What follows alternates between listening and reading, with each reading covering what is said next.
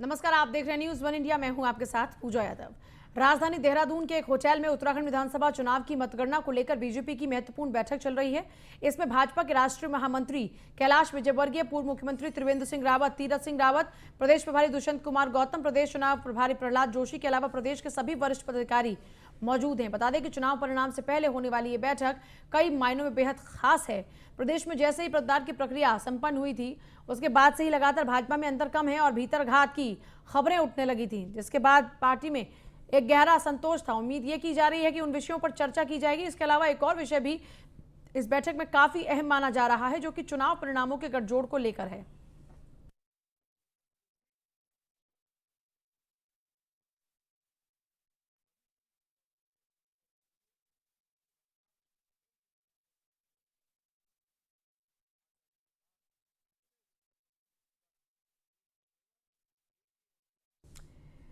चुनाव प्रभारी प्रहलाद जोशी भी इस बैठक में मौजूद हैं।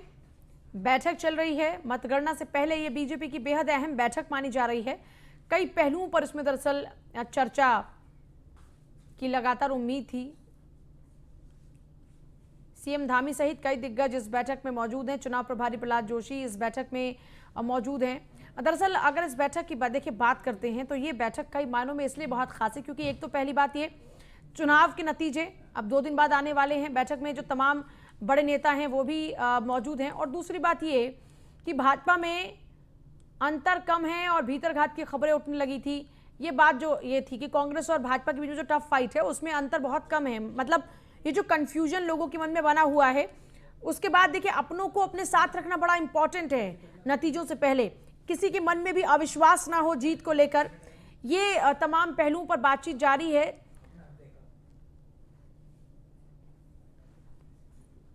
चूंकि सभी ने बड़ा अच्छा काम किया है, सभी का चुनाव मतगणना से पहले एक बार यहाँ पर हमारी बैठक हो रही है। उन सभी पहलुओं पर चूंकि मतगणना से पहले जो होते हैं उन सब पर विचार हो रहा है और सभी लोग मतगणना के दिन अपने अपने स्थानों पर रहेंगे, ठीक से मतगणना करवाएंगे।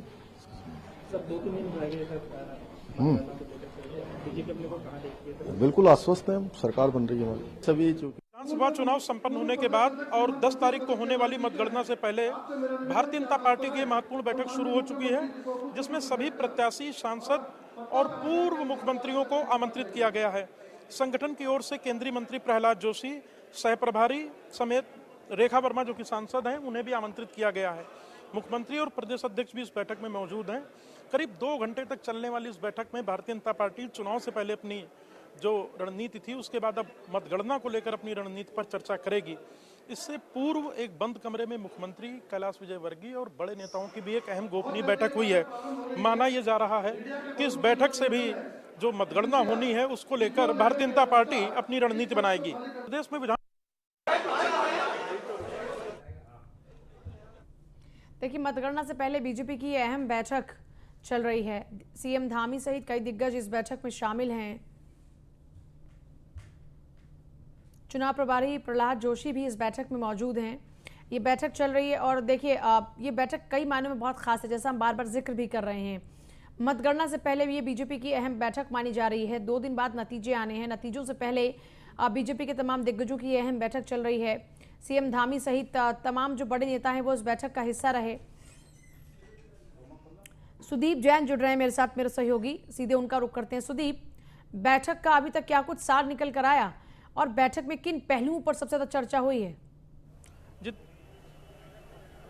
तो मतगणना होनी है उससे पहले आज देहरादून के पैसिफिक होटल में एक बड़ी बैठक आयोजित की थी।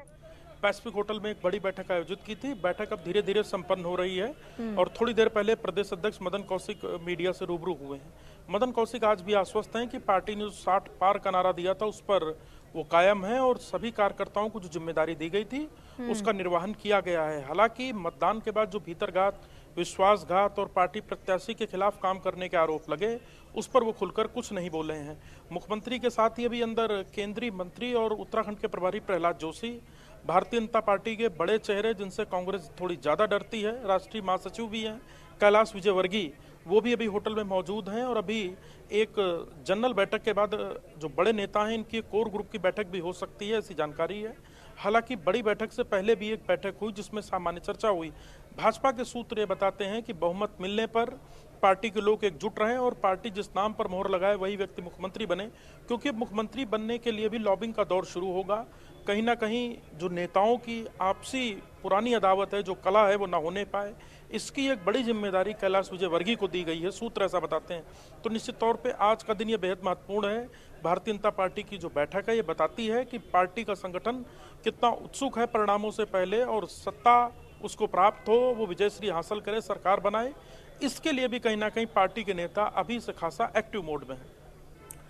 अच्छा, एक और खास बात यह है कि नतीजों में 2 दिन बाकी है, उससे पहले इस तरीके की मीटिंग, वैसे तो ये आम है, लेकिन जिस तरीके से आप जिक्र कर रहे हैं कि ये भीतरघात की खबरें और इन तमाम खबरों के बीच लोगों को एकजुट करने की कोशिश की जा रही है और कहा जा रहा है कि अपने लोगों के बीच में रहिए, इसका क्या मतलब है?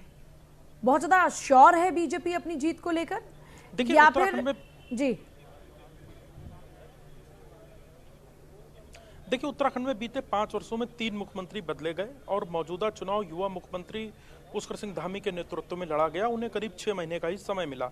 निश्चित तौर पर जो भारतीय जनता पार्टी की 6 महीने पहले स्थिति थी, उससे पुष्कर सिंह धामी में उसने बहुत उनको सुधारा है, उस स्थिति को इजाफा किया है। पार्टी फाइट और अच्छा टक्कर देने की कांग्रेस को स्थिति में आई है। पार्टी 3 प्लान पर काम कर रही है। प्लान ए, यदि सत्ता आई तो सामान्य तौर पर सरकार बनेगी, मुख्यमंत्री बनेंगे। और प्लान बी, सूत्र बताते हैं, ये है कि जो निर्दल या दूसरे दलों के लोग आए उनको किस प्रकार से साथ लेकर आना है और सरकार बनानी है।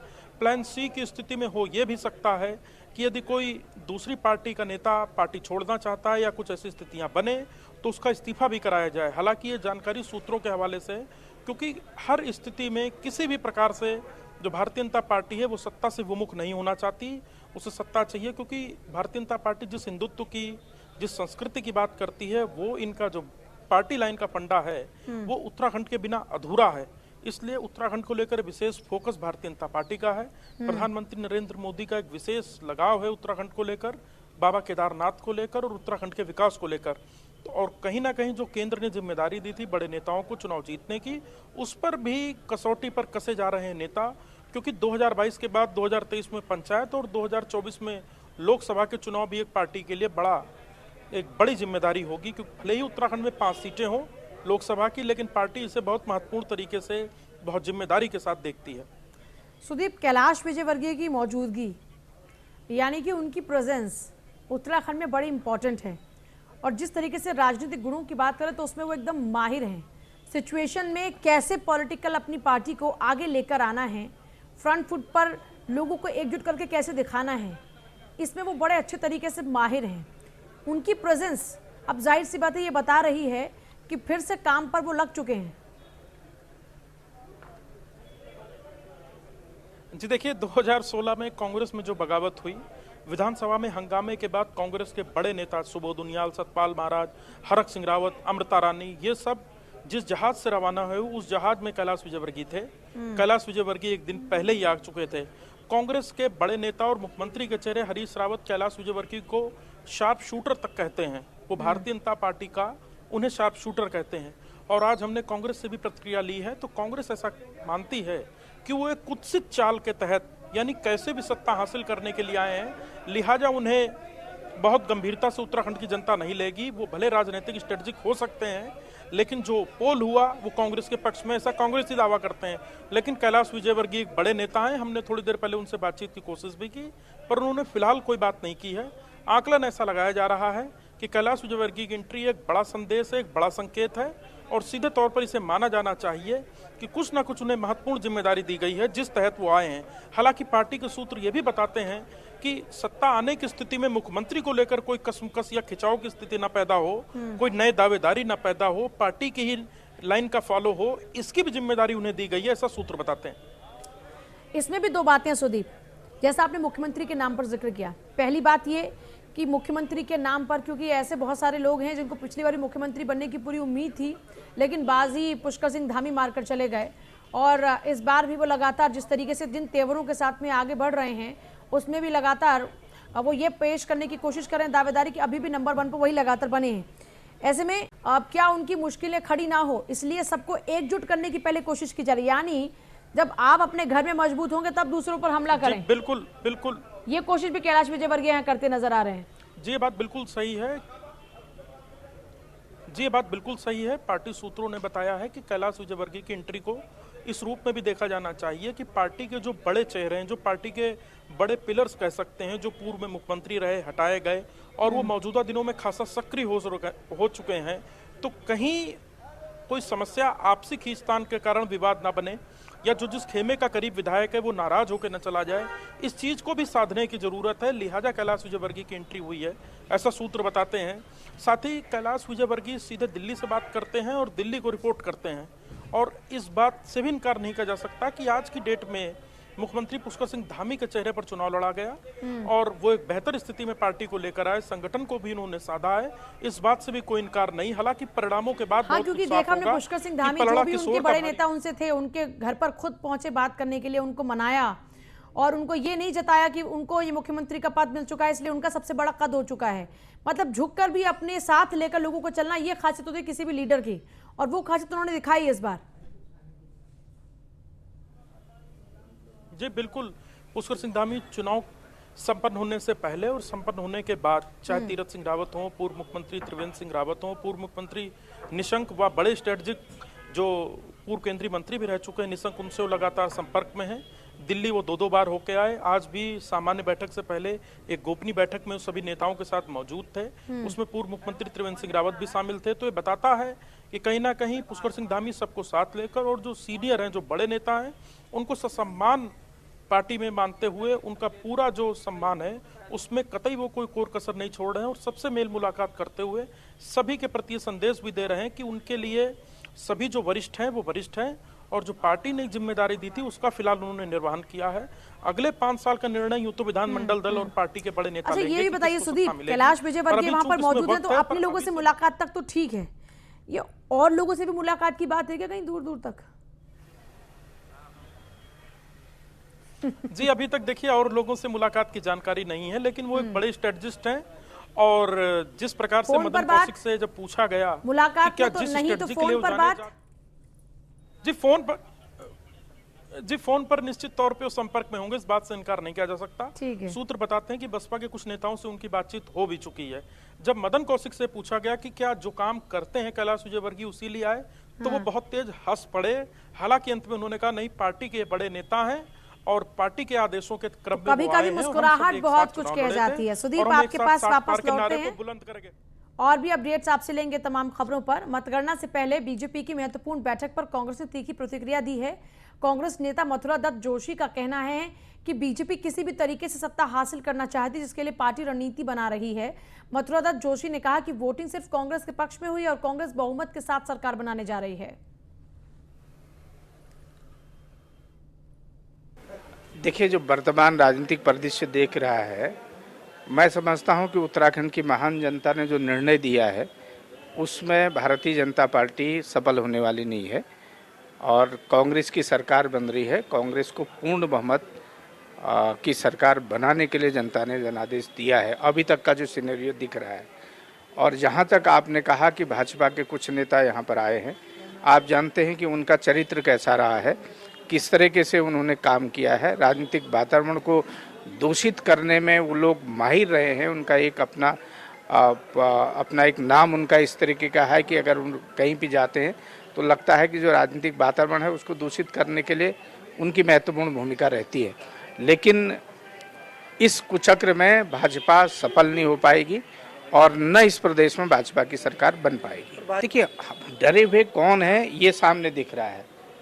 कांग्रेस कहीं डरी हुई नहीं है, भाजपा डरी हुई है। कहीं कुछ हो जाए तो इसलिए कैलाश विजयवर्गीय को यहाँ लाया गया है कि जिस तरह की बातें हो रही हैं, क्योंकि कैलाश विजयवर्गीय न यहाँ प्रभारी हैं और न यहाँ के उनका कोई मतलब है राजनीतिक रूप से, लेकिन क्योंकि उनका नाम षड्यंत्र रचने में नंबर 1 में उनका नाम आता है राजनीतिक रूप से, तो इसलिए वो यहाँ भेजे गए हैं। लेकिन इस कुचक्र में या इस षड्यंत्र में भाजपा 2022 में सफल होने वाली नहीं है। 10 तारीख को होने वाली मतगणना से पहले एक बार फिर से पोस्टल बैलेट में धांधली का आरोप कांग्रेस ने लगाया। कांग्रेस के केदारनाथ से विधायक और प्रत्याशी मनोज रावत ने कहा कि उन्होंने अध्ययन में पाया कि करीब 300 ऐसे वोटों का इस्तेमाल हुआ जो लोग या तो मर चुके हैं या लंबे अवकाश पर हैं। इस तरीके से अन्य वोट जो हैं उनका भी अध्ययन कराया जा रहा है। इस बाबत एक विस्तृत शिकायत चुनाव आयोग के लिए बनाई जा रही है, जो कि प्रदेश अध्यक्ष के माध्यम से मुख्य निर्वाचन अधिकारी को दी जाएगी और कार्रवाई की मांग भी की जाएगी। वहीं मनोज रावत ने बीजेपी की आज हो रही बैठक में कैलाश विजयवर्गीय की एंट्री पर भी सवाल खड़े कर दिए। सुदीप हमारे साथ में लगातार बने। सुदीप, अभी तो कैलाश विजयवर्गीय पहुंचे हैं, सिर्फ दस्तक दी है, आहट कांग्रेस में अब तक पहुंच ही चुकी है। जी, ये बात बिल्कुल सही है। देखिए 2016 की जैसे कि रणनीति मैंने बताई कि जब कांग्रेस के बड़े नेता पार्टी छोड़कर गए थे तो कहीं ना कहीं कैलाश विजयवर्गीय बड़ा नाम थे। हमारे साथ विनय गोयल जी हैं जो भाजपा के बड़े प्रवक्ता हैं, बड़े नेता हैं। गोयल जी, क्या बात है, कैलाश विजयवर्गीय जी कल आए, कांग्रेस अभी से परेशान है, आखिर क्या ऐसा करने जा रहे हैं विजयवर्गीय जी? देखिए, मुझे लगता है कि कांग्रेस के अंदर का डर बोल रहा है। भारतीय जनता पार्टी पहले दिन से ये कहती आ रही है कि भारतीय जनता पार्टी बड़ी बहुमत की सरकार बना रही है और कांग्रेस घबराई हुई है। वो पहले दिन से कह रहे हैं कि साहब मुझे अन्य दलों का साथ चाहिए, अन्य दल सहयोगी चाहिए। तो ये उनके मन की अंतर्दशा बता रहा है। भारतीय जनता पार्टी भारी बहुमत की सरकार बना रही है, कांग्रेस का डर और बढ़ना चाहिए क्योंकि वो सत्ता में नहीं आ रहे हैं। उनका कांग्रेस का आरोप है कि विजयवर्गीय जी ना तो उत्तराखंड के प्रभारी हैं, ना उत्तराखंड की कोई जिम्मेदारी है। कल शाम से आगे उनकी एक स्ट्रेटजी है, वो उसी लाइन पे काम करते हैं। इसमें कितनी सच्चाई है? देखिए, भारतीय जनता पार्टी के बड़े नेता हैं कैलाश विजयवर्गीय जी, और अगर वो यहाँ आए हैं तो मुझे लगता है कि कांग्रेस जो उनसे डरती है, मुझे लगता है कि उनकी डर का और बढ़ना चाहिए। डरने से उनका कोई हल निकलने वाला नहीं है। वो हार चुके हैं और भारतीय जनता पार्टी सरकार बना रही है और कैलाश विजयवर्गीय जी शपथ ग्रहण में शामिल होने वाले हैं। तो ये विनय गोयल जी हैं जो कि कह रहे हैं कि कैलाश विजयवर्गीय जी शपथ ग्रहण में शामिल होंगे, यानी सरकार बनाने तक कैलाश खबर तो विजयवर्गीय देहरादून बीजेपी के अंदर उत्तराखंड में भीतर हाथ की भी है ना, कहीं ना कहीं इस बात का इशारा भी विनय गोयल जी ने भी कहा। खबर तो बीजेपी के अंदर भीतर हाथ की भी है। एक सवाल ये भी उठ रहा है कि कैलाश विजयवर्गीय जी मैं विनय गोयल जी से पूछता हूँ। विनय गोयल जी, एक सवाल ये भी उठ रहा है, कांग्रेस का इल्जाम ये भी है कि भारतीय जनता पार्टी एक और सरकार बनाने की बात कर रही है, दूसरी ओर मुख्यमंत्री कौन बनेगा इसके लिए भी अंदर खाने लड़ाई शुरू हो गई है। इस समस्या को भी समाप्त करने विजयवर्गीय जी की ड्यूटी लगाई गई है, आप इसे कैसे देखते हैं? नहीं, देखिए, भारतीय जनता पार्टी पहले दिन से कहकर चली है, युवा सरकार की बात कहकर चली है और पुष्कर सिंह धामी जी के नेतृत्व में चुनाव लड़ा गया है। तो हमारा अब चेहरा पहले से घोषित है, उसमें किसी प्रकार का किसी को शुकशबा संशय नहीं होना चाहिए। तो ये विनय गोयल जी थे जिन्होंने बिल्कुल साफ कर दिया कि युवा मुख्यमंत्री पुष्कर सिंह धामी के नेतृत्व में चुनाव लड़ा गया है, लिहाजा मुख्यमंत्री पद के चेहरे को लेकर कोई शक-शुबा या कोई चिंता किसी को नहीं होनी चाहिए, भले ही कांग्रेस कुछ भी आरोप लगाए। क्योंकि ऐसा फ्लेक्सिबल एटीट्यूड उनका है कि जहां पर गर्म होना है तो वहां पर वो गर्म होते हैं और जहां पर ठंडा होकर बात करनी है वहां पर वो ठंडा होकर बात करते हैं। ये फ्लेक्सिबिलिटी उनकी अपनी एक खासियत है जिसकी वजह से उनको एक्सेप्ट बहुत जल्दी कर लिया। जिस तरीके से हमने देखा कि 5 सालों में 3 मुख्यमंत्री उत्तराखंड को मिल गए।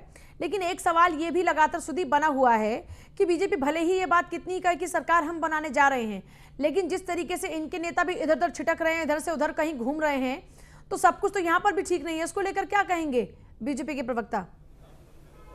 गोयल जी, कांग्रेस ने आज आरोप लगाया है कि भले ही भारतीय जनता पार्टी के विधायक कहते हो कि कांग्रेसी उनके संपर्क में है, पर हमारा दावा यह है कि कई भाजपाई हमारे संपर्क में है। क्या आपको ये बात में उनकी दम नजर आता है या वास्तव में ऐसा कुछ है? नहीं, उनकी बॉडी लैंग्वेज, उनकी चेहरे की भाव भंगिमाएं उनकी कहानी बता रहे हैं। भारतीय जनता पार्टी के नेताओं के चेहरों पर जो आत्मविश्वास दिखाई दे रहा है वो कांग्रेस के नेताओं को पर दूर तक दिखाई नहीं दे रहा। तो वो केवल अपनी झेप मिटाने के लिए, अपनी खींच मिटाने के लिए इस प्रकार की बातें कर रहे हैं, जिससे कि उनको कोई मनोबल में कोई वृद्धि होने वाली नहीं है। भारतीय जनता पार्टी ही भारी बहुमत से सरकार बनाने जा रही है। तो गोयल जी का कहना है कि ये केवल कांग्रेस की चिंता है और जो भारतीय जनता पार्टी है वो बहुमत के साथ सरकार बनाएगी। बहुमत तो ठीक है, लेकिन कितनी बड़ी जीत होगी? बहुत कुछ साफ पिछली बार के रिकॉर्ड को तोड़ने वाली है क्या बीजेपी? तो गोयल जी, क्या इस बार अब की बार 60 पार का नारा हो रहा है या नेक टू नेक है?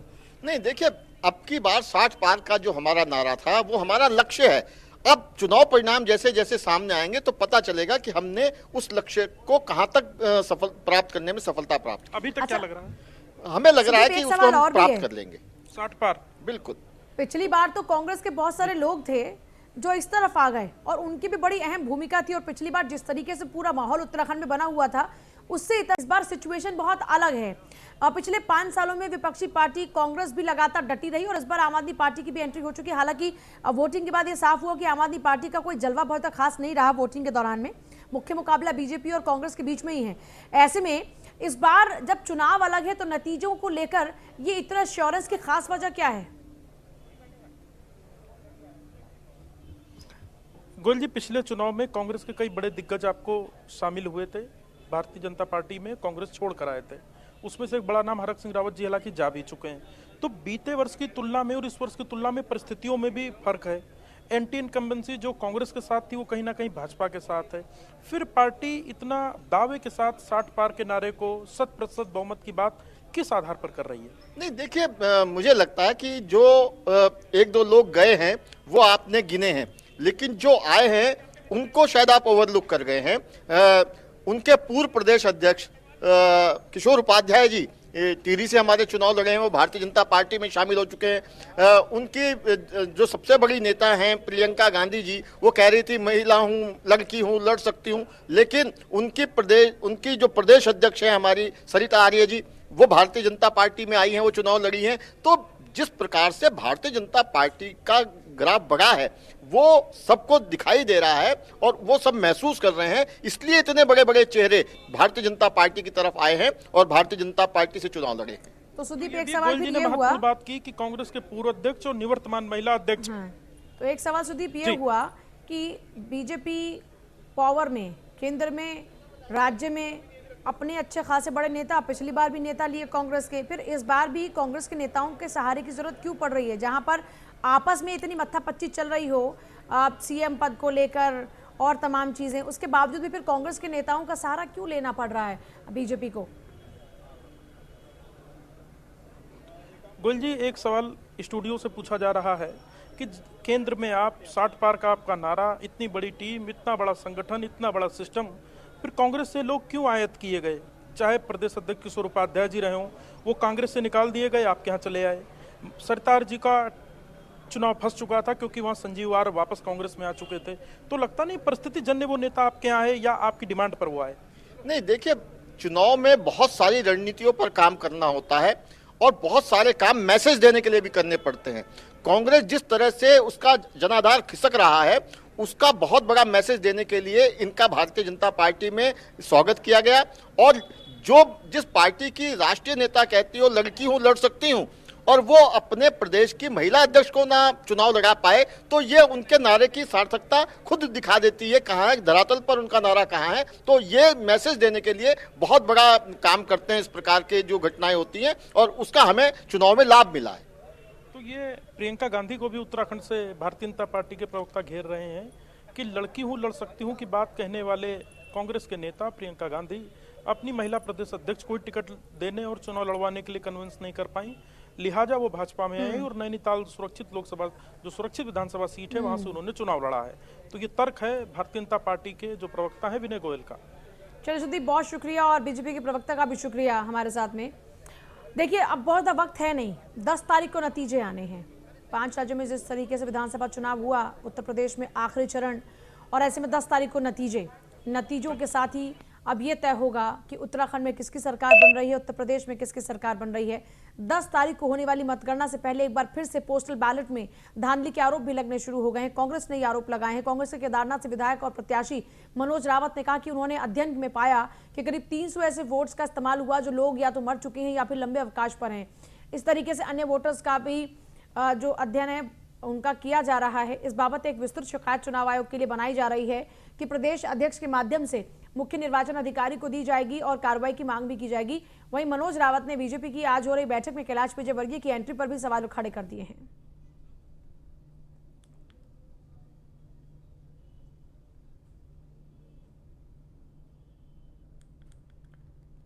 ध्यान जो ये चीजें देखने वाले जो लोग रिटायर हो चुके हैं या दिवंगत हैं या छुट्टी पे हैं, उन लोगों ने भी वोट जो है पोस्टल बैलेट के माध्यम से डाले। तमाम शिकायतें आप कर रहे हैं। देखिए, जो ये पोस्टल बैलेट है सर्विस मतदाताओं का, इसको ETPBS कहते हैं। ये इलेक्ट्रॉनिकली जनरेट हो रहा है और ये बाई मेल ही गया है। तो ये सूची, जो इन मतदाताओं की जो सूची है जिनको ये जारी पत्र हुए हैं, ये मतदान पत्र जो जारी हुए हैं, इनकी सूची हमें बहुत देर में दी गई। अभी जब हमको सूची मिली तो हमने जो अध्ययन किया है, मेरे यहाँ 3187 ये मतदाता हैं जो सर्विस में हैं, सेना में या अर्धसैनिक बलों में, लेकिन हमने जो जांच की है प्रथम दृष्टया ही हमको 206 ऐसे मतदाता मिल गए हैं कि जो सेना से कई सालों पहले रिटायर हो चुके हैं या जो लंबी छुट्टी पर घर आए हैं, और कुछ ऐसे भी मतदाता हैं कि जिनको ये ETPBS मतदान पत्र भी जारी हो गया है और वो अपने गांव में वोट भी दे चुके हैं। तो वो जो प्रथम दृष्टया 206 लोगों की सूची हमने बिल्कुल पुख्ता ढंग से तैयार की है। आज हमारे माननीय अध्यक्ष गणेश गुदियाल जी के माध्यम से हम चीफ इलेक्टोरल ऑफिसर जो उत्तराखंड के हैं उनको आपत्ति दे रहे हैं कि इन मतों को निरस्त किया जाए, जो इलेक्ट्रॉनिकली इनको जनरेट किया गया है इनको निरस्त किया जाए। और ये संख्या बहुत बड़ी हो सकती है। मेरा पूरा भरोसा है कि अगर हम इसको और समय देंगे और ध्यान से करेंगे तो ये संख्या 500 से 700 के बीच आएगी। और 500 से 700 फर्जी मत तैयार करना एक बहुत बड़ा चिंता का विषय लोकतंत्र के लिए। और उत्तराखंड जैसे छोटे राज्य जहाँ की कम संख्या में मतदाता हैं और जीत और हार कई विधानसभाओं में 100 से लेकर के बहुत कम मतों के आधार पर होती है, तो उसमें लोकतंत्र के लिए बहुत चिंता की बात है। इसके लिए न केवल उत्तराखंड के सभी निवासियों को बल्कि चुनाव आयोग को भी आगे सबक लेकर के इस तरह की धांधली को रोकने की कोशिश करनी चाहिए। कैलाश विजयवर्गीय सारी कुत्सित कोशिशें कर लें, यहाँ उत्तराखंड में उनकी कोई चाल सफल नहीं होगी। दिनेशपुर के खुदीराम स्टेडियम में गुरु तेग बहादुर का 400वां प्रकाश पर्व मनाया गया।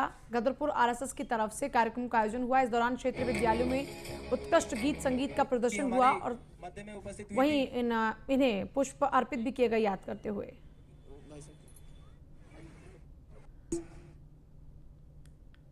देखिए, वो सार्थक भी हुआ, पहली बार नहीं हो रहा है।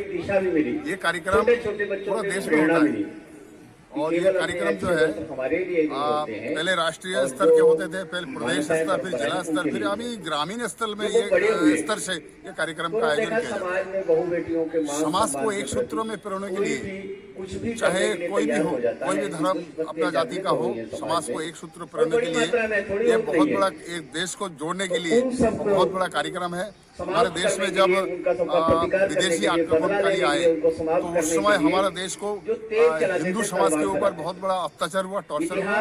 हिंदू समाज बिखर गए, मठ मंदिर को तोड़ा गया और उस समय सिख धर्म का, हिंदू धर्म को रक्षा करने के लिए सिख धर्म का और सर संचालक उन्हीं लक्ष्यों को लेकर के उन्हीं बातों को आगे बढ़ाने के जो गोविंद सिंह जी ने सारे सिख धर्म में ऊंच नीच खत्म की थी, वही हमारे संघ में है। ऊंच नीच खत्म करके सब लोग हम एक ही हैं, केसधारी और सहीधारी बंधु हम सब एक हैं। ये हम लोग आपस में बटे हुए हैं यहाँ पे राजनीति तौर पे, और हम लोग एक ही रहना चाहते हैं सारे। 14 लाख की धोखाधड़ी करने वाले गिरोह का भंडाफोड़ हुआ। उत्तराखंड STF को ऑपरेशन त्रिनेत्र के तहत मिली सफलता। कोलकाता पश्चिम बंगाल से हुई गिरोह के मुख्य आरोपी मनीष दास की गिरफ्तारी। रिलायंस जियो टावर लगाने के नाम पर 14 लाख की धोखाधड़ी की गई थी। अभियुक्त ने महिला मित्रों के साथ कई साइबर अपराधों को अंजाम दिया। पिछले एक हफ्ते में देश के कोने कोने से हुई साइबर अपराधों की गिरफ्तारी। टीम ने लैपटॉप, मोबाइल फोन, फर्जी सिम कार्ड समेत डेबिट कार्ड भी बरामद किए हैं।